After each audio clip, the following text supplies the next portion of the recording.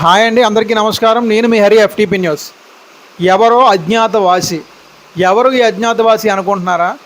మన కొత్త వలస మండల కేంద్రంలో విజయనగరం వెళ్ళే రోడ్లో ఏదైతే శ్మశాన వాటిక వద్ద గతంలో మనం రోడ్ల మీద వేసాం, శ్మశాన వాటిక వద్ద కూరగాయల షాపులు పుట్టగొడుగుల్లా లేసాయి, ఆక్రమంగా చేశారని మనం వేసి ఉన్నాం.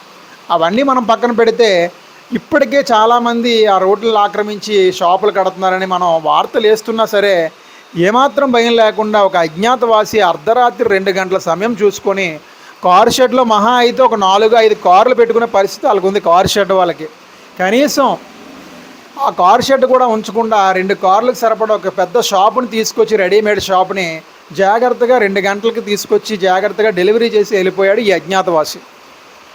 ఉదయాన్నే వచ్చేసరికి కారు షెడ్ వాళ్ళు కారు ఎక్కడ పెట్టుకోవాలో అర్థం కాక, ఏం చేయాలో తెలియక వాళ్ళు నిన్న రాత్రి 10 గంటల సమయంలో ఒక క్రేన్ తీసుకొచ్చి ఆ షాప్ని క్రేన్ ద్వారా పట్టుకొని వెళ్ళి ఒక ఓపెన్ ప్లేస్లో తీసుకెళ్ళి పెట్టేయడం జరిగింది.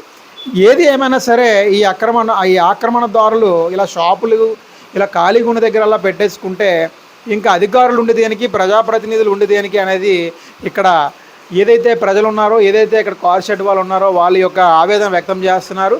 ఇప్పుడు రీసెంట్గా అన్నా క్యాంటీన్ కూడా రిలీజ్ అయింది. దాంతో ఆటో వాళ్ళు కూడా ప్లేస్ని ఏర్పాటు చేస్తామని స్థానిక ఎమ్మెల్యే కోలా లలిత్ కుమార్ చెప్పడం జరిగింది.